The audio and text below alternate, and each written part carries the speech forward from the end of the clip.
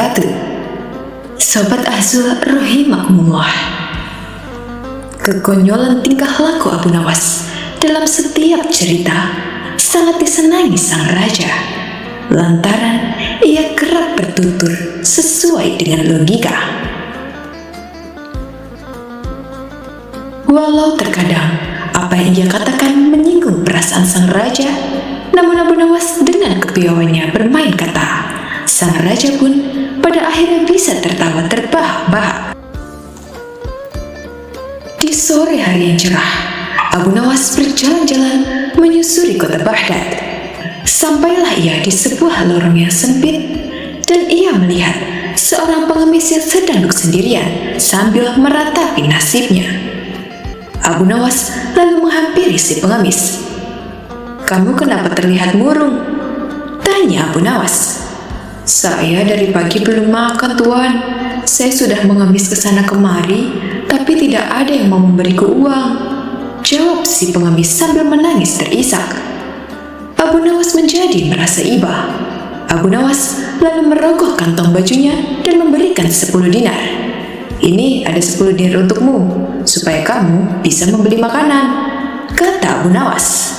Si pengemis yang tadinya murung seketika itu berubah menjadi ceria. "Terima kasih, Tuan. Semoga amal baik Tuan dibalas Allah 10 kali lipat," kata si pengemis tak henti-hentinya mengucapkan terima kasih. Abu Nawas kemudian meninggalkan si pengemis dan kembali pulang ke rumahnya. Saat menjelang tiba, Abu Nawas melepaskan lelahnya dengan istirahat tidur di ranjang. Dalam tidurnya, Abu Nawas bermimpi bertemu dengan malaikat yang menyamar sebagai seorang saudagar tampan yang kaya raya. Saudagar itu sangat baik hati dan dermawan. Ia mendekati Abu Nawas yang sedang duduk sendirian. Kemudian, saudagar tampan itu meletakkan kepingan uang 10 dinar di tangan Abu Nawas. Lalu meletakkan lagi kepingan 10 dinar, dan sekeping lagi, terus demikian sampai ada 9 keping uang di telapak tangan Abu Nawas. Kemudian saudagar tampan itu berhenti. Abu Nawas tahu kalau saudagar tampan tersebut masih memiliki 1 keping emas di tangannya. Abu Nawas kemudian teringat doa pengemis tadi sore yang mengatakan semoga Allah akan membalasmu 10 kali lipat. Merasa jumlah kepingan uang di tangannya hanya 90 dinar, lalu ia pun menagih sisa 10 dinar yang masih berada di tangan saudagar tampan tersebut. "Tuan, berikan sisa uangnya padaku, biar jumlahnya genap menjadi 100 dinar," pinta Abu Nawas. Namun saudagar itu tak menggubris permintaan Abu Nawas, tidak mau memberikan sisa uangnya. Kemudian Abu Nawas mencoba merebutnya 10 dinar dari tangan saudagar itu. Namun tiba-tiba Abu Nawas terbangun dari mimpinya. Ia pun langsung melihat ke telapak tangannya, dan tentu saja sama sekali tidak ada uang di tangannya. Melihat kenyataan itu, cepat-cepat Abu Nawas menutup matanya kembali dan berteriak, "Baiklah, ya 10 dinar tidak usah diberikan, tetapi tolong ya 10 dinar tadi kembalikan padaku." Abu Nawas memohon uang 10 dinar dalam mimpinya itu untuk dikembalikan.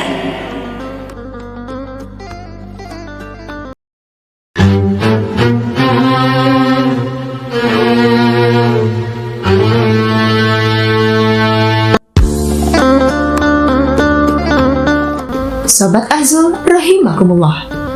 Sore itu di sebuah warung, Abu Nawas sedang menikmati secangkir teh yang hangat. Tiba-tiba dia melihat temannya datang dengan muka yang masam, seolah sedang memendam kesusahan. Dia pun duduk di sebelah Abu Nawas.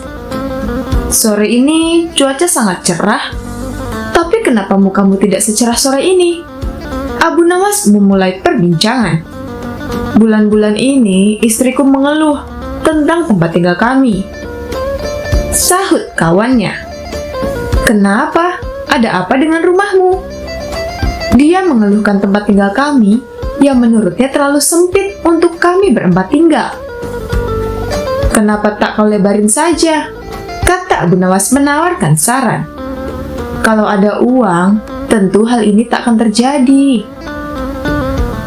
Abu Nawas merenung sejenak.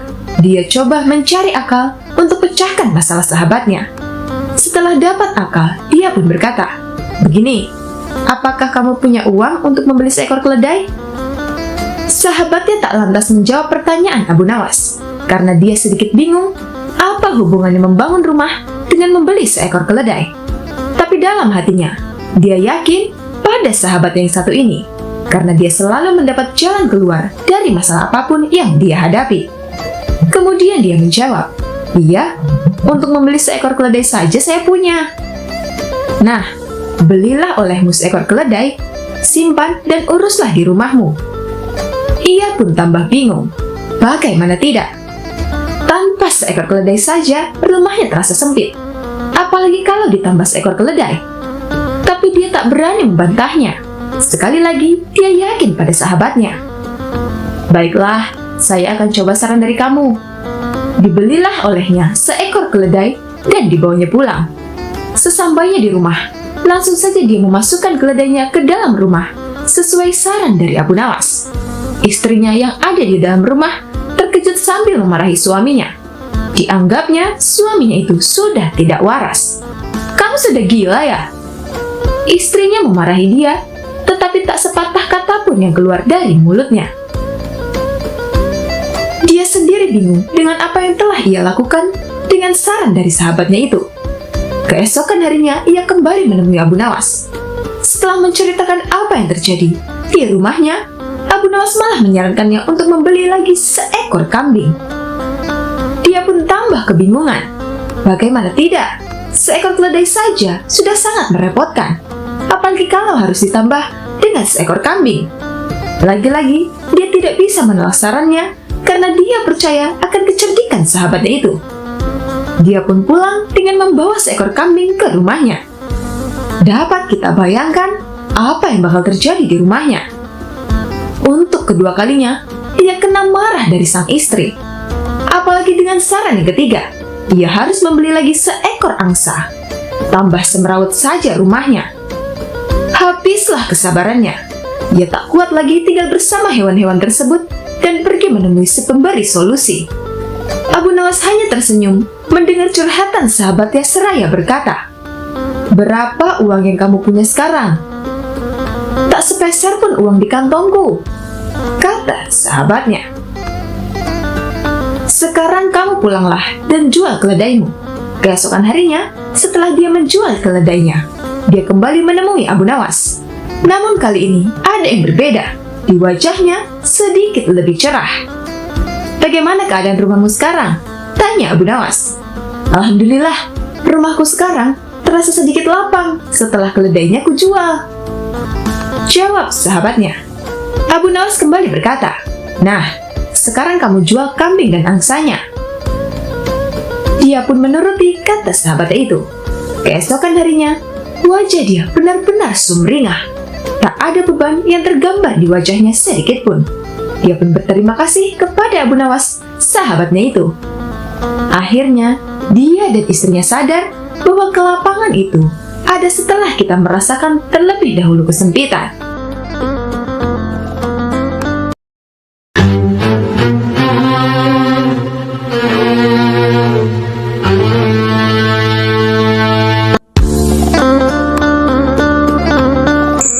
Sobat Azul rahimakumullah. Di suatu pagi yang cerah, Baginda Raja Harun al-Rashid mengajak beberapa menterinya pergi bertamasya ke sebuah tempat wisata. Tak lupa, Baginda Raja juga mengajak Abu Nawas sang wali sufi yang merupakan staf khusus kerajaan untuk menambah suasana liburan menjadi lebih asik. Di tengah-tengah perjalanan menuju tempat wisata, dari kejauhan mereka melihat seorang kakek yang sedang menunggangi seekor keledai. Sang raja pun berkata, "Wahai menteriku, tanyai siapa orang tua itu." Perintah sang raja kepada menterinya yang bernama Ja'far. Kemudian Ja'far mendekati kakek tua tersebut dan mulai bertanya, "Mohon maaf kek, kalau boleh tahu kakek dari mana?" Tanya Ja'far. "Aku dari Basrah anak muda," jawab si kakek. "Memangnya kakek mau kemana?" Tanya Ja'far kembali. "Aku mau ke Baghdad," jawab si kakek. Ada keperluan apa, kek? Tanya Ja'far penasaran. Aku hendak mencari obat untuk mataku ini, jawab kakek sambil memperlihatkan matanya yang sedang sakit. Di tengah percakapan mereka, muncul ide jahil Baginda Raja. Ia pun kemudian berbisik kepada Abu Nawas. Wahai Abu Nawas, coba kamu ajak kakek itu bergurau. Abu Nawas membalas, jangan Baginda, kasihan, dia adalah orang tua. Saya takut kakek itu marah, ucap Abu Nawas. Sudahlah, itu nanti urusanku. Intinya, ajak saja kakek itu bergurau, desak Baginda Raja. Baiklah kalau begitu, akan aku lakukan, ucap Abu Nawas. Ia pun segera menghampiri kakek yang sedang bersama Ja'far. Kek, misalkan aku berikan Anda resep untuk mengobati mata kakek itu, apa imbalannya? Tanya Abu Nawas. Aku akan berikan imbalan yang sesuai untukmu, jawab si kakek. Kalau begitu, dengarkan baik-baik resep ini, kek, ujar Abu Nawas. Dengan raut wajah serius, si kakek tak sabar menunggu perkataan Abu Nawas. Jadi begini, kek, kakek ambil 3 tiupan angin, 3 sengatan terik matahari, 3 pantulan cahaya rembulan, dan 3 sorot lampu biasa. Setelah semuanya terkumpul, maka kakek tumbuk pada sebuah lumpang yang tak berlubang. Kemudian kakek taruh ramuan yang telah lembut itu ke dalam sebuah mangkok besar yang sudah pecah berkeping-keping. Dan jangan lupa, kek, kakek harus menyimpannya di udara selama 3 bulan. Setelah masa 3 bulan lamanya, maka oleskan ramuan itu ke mata kakek yang sakit sebanyak 3 kali sebelum tidur. Insya Allah, kakek akan sembuh, kata Abu Nawas. Mendengar perkataan Abu Nawas itu, si kakek pun naik pitam. Akhirnya si kakek turun dari keledainya dan menghampiri Abu Nawas. Ambil keledai ini sebagai imbalan awal, kata si kakek sambil memalingkan wajahnya dari Abu Nawas. Jika setelah menggunakan resepmu itu mataku menjadi sembuh, aku akan memberimu lagi imbalan seorang budak wanita yang setia melayanimu. Dan jika kelak ternyata kamu telah mati terlebih dahulu sebelum aku, budak wanita itu juga akan setia menemanimu di neraka sana. Ia akan setia meludahi matamu dan memukul wajahmu sambil berteriak dan mengejekmu, ucap sang kakek menyumpahi Abu Nawas. Abu Nawas tak menyangka, ternyata balasan gurauan si kakek lebih menyakitkan. Seketika Baginda Raja pun langsung tertawa terpingkal-pingkal, sedangkan Abu Nawas hanya bisa melongo mendengar jawaban si kakek. Oleh karenanya, Baginda Raja kemudian memberi hadiah kepada kakek tersebut. Terima kasih Baginda yang mulia, kata si kakek dengan hati yang bahagia. Tak lama setelah itu, si kakek pergi meninggalkan mereka. Namun Baginda Raja masih saja tak bisa menahan ketawanya. Ia terus tertawa sepanjang perjalanan. Sementara Abu Nawas terus menggerutu mengingat kejadian barusan. Niatnya mau mengerjai si kakek, malah dia yang kena. Mendengar Abu Nawas berkata demikian, bukannya kasihan, tawa Baginda malah semakin menjadi-jadi. Abu Nawas, baru kali ini aku melihatmu tak bisa berkutik di depan seorang kakek tua, ujar Baginda Raja sambil terus tertawa.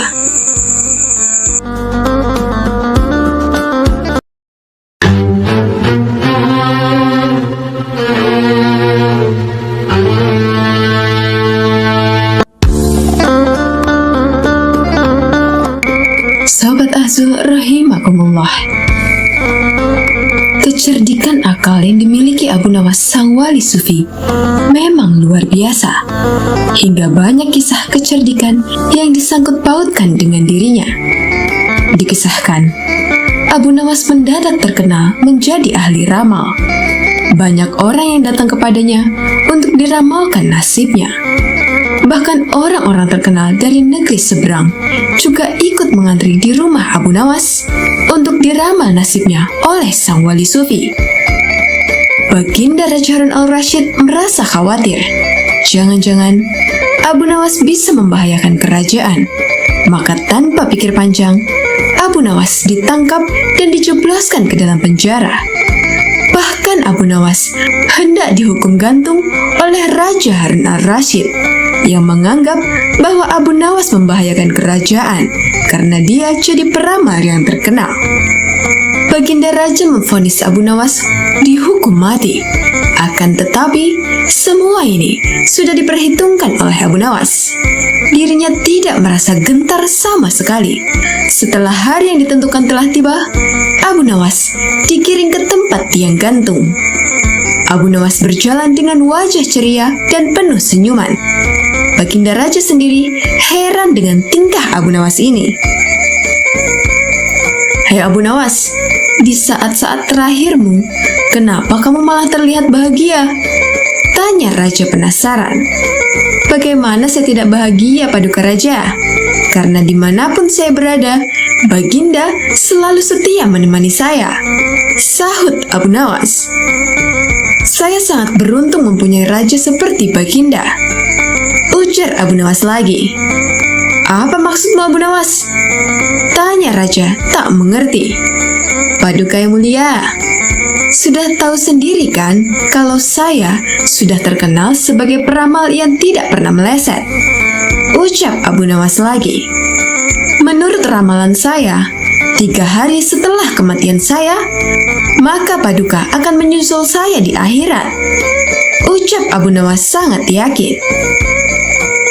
"Kita akan di sana bersama-sama, Paduka yang mulia, dan saya bisa mengadukan perbuatan Paduka kepada para malaikat di sana," ucap Abu Nawas menakut-nakuti sang raja. Spontan, wajah Baginda Raja Harun al-Rashid langsung menjadi pucat. Dia pun terlihat takut dan sangat gemetaran. "Prajurit, segera lepaskan Abu Nawas. Bawa dia kembali ke dalam penjara," perintah Baginda Raja. Akhirnya, Abu Nawas tidak jadi dihukum mati. Bahkan di dalam penjara pun, Abu Nawas kembali berkata kepada prajurit, "Hai prajurit, sampaikan kepada Baginda Raja, kalau saya terus-terusan di sini, saya bisa sakit, dan akhirnya saya mati. Itu artinya, Baginda juga tidak lama lagi akan mati juga," ucap Abu Nawas. Prajurit tersebut segera menyampaikan pesan Abu Nawas kepada Baginda Raja. Untuk kedua kalinya, Baginda Raja dibuat takut oleh Abu Nawas. Maka dengan segera, dia membebaskan Abu Nawas. Untuk meyakinkan keselamatan Abu Nawas, Baginda Raja menyuruh beberapa prajurit untuk mengawalnya sampai rumah. Setibanya di rumah, Abu Nawas kembali berkata kepada para prajurit, "Hai prajurit, kalian tahu sendiri kan, beberapa hari ini aku tidak bisa bekerja. Di rumahku tidak ada hidangan sama sekali. Lalu kami sekeluarga mau makan apa? Saya bisa jatuh sakit dan meninggal karena ini. Sampaikan perkataan saya ini kepada Baginda Raja," ucap Abu Nawas. Alhasil, Baginda Raja pun kembali dibuatnya menjadi takut. Dia pun memerintahkan pengawal untuk memenuhi kebutuhan keluarga Abu Nawas, termasuk memberikan hidangan lezat setiap hari ke rumah Abu Nawas.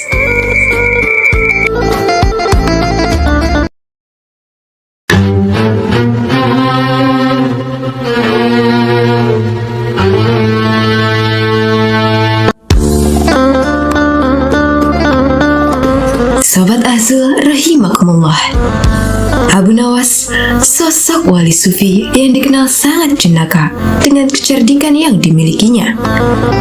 Abu Nawas kerap mendapat tugas yang tidak masuk akal dari sang raja. Namun sang wali sufi ini mampu melakukannya dengan kecerdikan yang dimilikinya. Suatu hari, Raja Harun al-Rashid mempunyai keinginan yang sangat menyeleneh. Ia ingin membuat istana di awang-awang. Memang terkesan janggal. Tapi, apa salahnya kalau dicoba? Kata sang raja dalam hatinya. Paduka Raja kemudian menyuruh pengawal pribadinya memanggil Abu Nawas. Menurutnya, untuk urusan seperti ini, hanya Abu Nawaslah yang punya solusinya. Ada gerangan apa Paduka Raja memanggil hamba? Tanya Abu Nawas. Sang raja menjawab, "Wahai Abu Nawas, aku sangat ingin membangun istana di awang-awang agar aku lebih terkenal di antara raja-raja yang lain. Adakah kemungkinan keinginanku terwujud, wahai Abu Nawas?" "Tidak ada yang tidak mungkin dilakukan, wahai Paduka," jawab Abu Nawas. Paduka kembali berkata, "Kalau menurutmu pembangunan atau pekerjaan ini bisa dilakukan, maka aku serahkan semuanya kepadamu." Abu Nawas terperanjat dan menyesal telah mengatakan kemungkinan mewujudkan istana di awang-awang. Tetapi nasi telah menjadi bubur. Apa yang sudah dikatakan Baginda tidak mungkin ditarik kembali. Sang raja memberi waktu Abu Nawas hanya beberapa minggu. Rasanya tidak ada tugas yang lebih berat daripada tugas yang diembannya sekarang ini. Jangankan membangun istana di langit, membangun gubuk kecil di langit saja mustahil untuk dilakukan. Hanya Tuhan saja yang mampu melakukannya, gumam Abu Nawas. Hari-hari berlalu seperti biasanya. Tak ada yang dikerjakan Abu Nawas, kecuali memikirkan bagaimana membuat sang raja merasa yakin kalau yang dibangunnya itu benar-benar istana di langit. Seluruh ingatannya dikerahkan dan dihubung-hubungkan. Abu Nawas bahkan sampai menjangkau ingatan masa kekanak-kanakannya. Sampai ia ingat bahwa dulu ia pernah bermain layang-layang. Inilah yang membuat Abu Nawas sangat girang. Ia tidak menyia-nyiakan waktu lagi. Bersama beberapa sahabatnya, ia merancang layang-layangnya yang berbentuk persegi 4. Setelah layang-layang tersebut selesai dibuat, Abu Nawas melukis pintu-pintu dan jendela-jendela serta ornamen-ornamen lainnya hingga menyerupai istana. Ketika semuanya selesai, Abu Nawas dan para sahabatnya menerbangkan layang-layang itu di tempat yang dirahasiakan. Begitu layang-layang istana itu membumbung tinggi di atas angkasa, penduduk negeri begitu gempar. Baginda Raja girang bukan kepalang. Benarkah Abu Nawas berhasil membangun istana di langit? Tanya sang raja dalam hatinya. Dengan tidak sabar, beliau ditemani beberapa pengawal bergegas menemui Abu Nawas. Abu Nawas berkata dengan bangganya, "Paduka, istana pesanan Paduka telah selesai dibuat." Ucap Abu Nawas. "Engkau benar-benar hebat, wahai Abu Nawas," kata Baginda Raja memuji Abu Nawas. "Terima kasih, Baginda," jawab Abu Nawas. "Lalu, bagaimana caranya engkau membuat istana itu, wahai Abu Nawas?" tanya Baginda Raja. "Dengan tali tambang, yang mulia," balas Abu Nawas. "Kalau begitu, siapkan tali itu sekarang. Aku ingin melihat istanaku dari dekat," kata Baginda tidak sabar. "Maafkan hamba, Paduka yang mulia. Hamba kemarin lupa memasang talinya, sehingga seorang kawan hamba tertinggal di istana dan tidak bisa turun," jawab Abu Nawas. "Bagaimana dengan engkau sendiri, wahai Abu Nawas? Dengan apa engkau turun ke bumi?" tanya Baginda Raja. "Dengan menggunakan sayap, Paduka yang mulia," kata Abu Nawas dengan bangga. "Kalau begitu, buatkan aku sayap supaya aku bisa terbang ke sana," jawab Baginda. "Paduka, sayap itu bisa diciptakan dalam mimpi," kata Abu Nawas menjelaskan. "Engkau berani mengatakan aku gila sepertimu?" tanya Baginda sambil melotot. "Ya, Baginda, seperti itulah," jawab Abu Nawas. "Apa maksudmu, hai Abu Nawas?" tanya Baginda lagi. Baginda tahu bahwa membangun istana di langit itu sangat mustahil dilakukan. Tetapi, Baginda tetap menyuruh hamba mengerjakan sesuatu yang tidak mungkin itu. Sedangkan hamba juga tahu bahwa pekerjaan itu mustahil untuk dikerjakan. Tetapi, hamba tetap menyanggupi titah Baginda yang tidak masuk akal itu, kata Abu Nawas dengan berusaha meyakinkan Baginda. Tanpa menoleh, Baginda kembali ke istana dengan diiringi para pengawalnya. Sementara Abu Nawas ditinggal sendirian sambil memandang ke atas melihat istana terapung di awang-awang. Sebenarnya, di antara kita siapa yang gila? Tanya Baginda mulai jengkel. Hamba kira kita berdua sama-sama tidak waras, Baginda. Tapi duluan yang punya ide, jawab Abu Nawas sambil senyum tanpa ragu. Demikianlah kisah Abu Nawas membuat istana di awang-awang.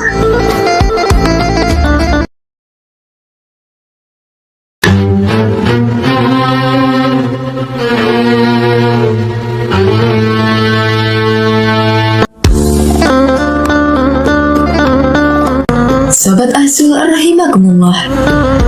Dikisahkan, di kampung tempat tinggal Abu Nawas, ia merasa tidak lagi nyaman karena banyak umat Islam yang menumpuk-numpuk harta dengan menghalalkan segala cara. Abu Nawas pun merasa gusar dan tak bisa tidur memikirkannya, dan hal ini bertentangan dengan ajaran Islam.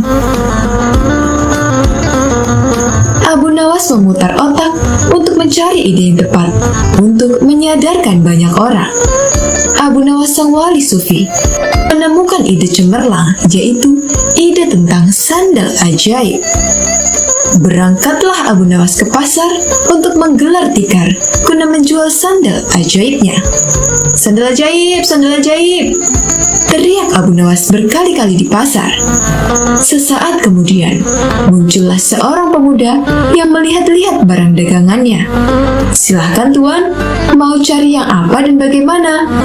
Tanya Abu Nawas.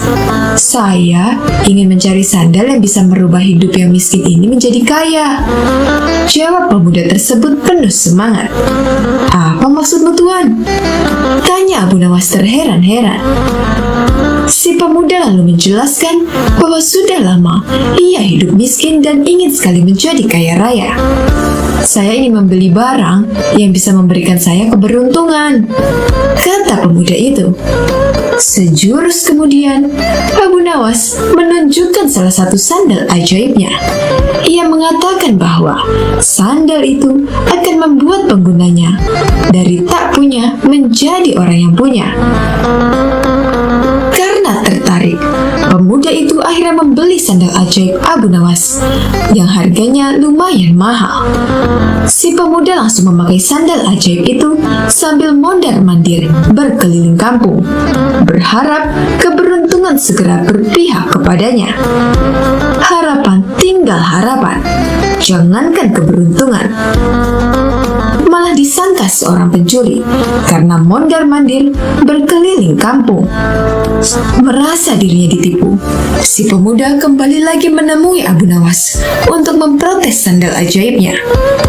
Ya Abu Nawas, aku selalu ditimpa kemalangan dengan memakai sandal ini.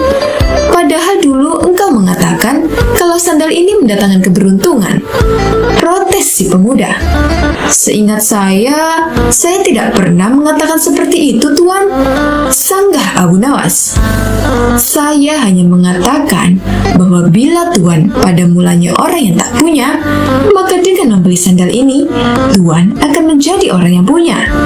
Buktinya, tuan sudah memiliki sandal ajaib ini kan? Lanjut Abu Nawas. Mendengar penuturan Abu Nawas, si pemuda pun terdiam.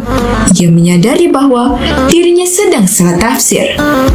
Lalu mengapa engkau mengatakan bahwa sandal ini ajaib? Tanya kembali si pemuda. Nah, merek sandal ini adalah ajaib. Silahkan tuan baca merek yang tertempel di sandal ini, jawab Abu Nawas. Akhirnya, pemuda itu pergi begitu saja tanpa sepatah kata pun. Tunggu tuan, saya ingin mengatakan sesuatu yang mungkin saja bermanfaat, panggil Abu Nawas. Jangan percaya kepada barang yang ajaib, karena percaya pada sesuatu selain Allah Subhanahu wa Ta'ala bisa membuat kita syirik dan akan mendapatkan kesusahan di dunia dan akhirat kelak. Pesan Abu Nawas yang sangat luar biasa mendalam.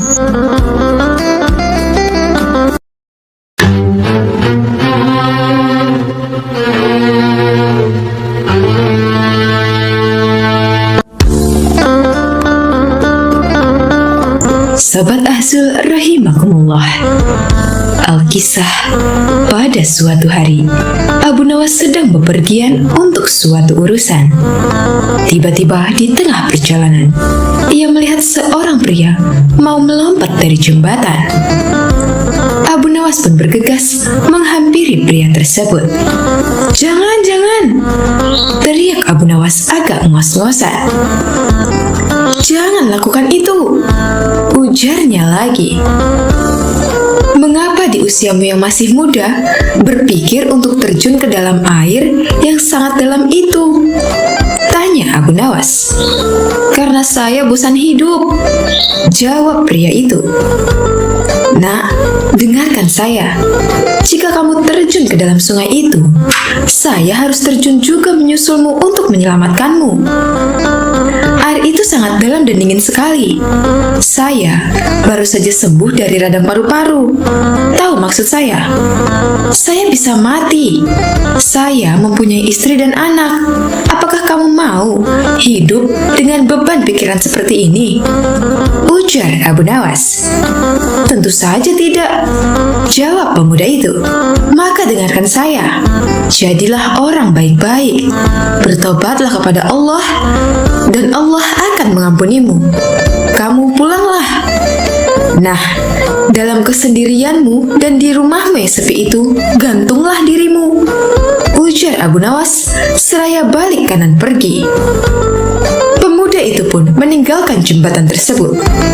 Dalam perjalanan selanjutnya, tiba-tiba ada seorang pria menghampiri Abu Nawas. Pria yang menemui Abu Nawas ini terkenal dengan kejahatannya.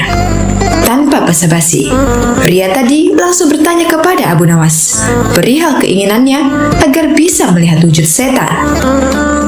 "Wahai Abu Nawas, aku ingin sekali memiliki kemampuan melihat setan. Apa kau bisa mengajariku bagaimana cara melihatnya?" tanya pria bejat itu. "Tentu bisa. Tepat sekali kau bertemu denganku." Abu Nawas mengiyakan permintaan pria jahat itu dengan entengnya. "Kalau begitu, tunjukkan kepadaku," ujar pria itu. "Itu mudah sekali.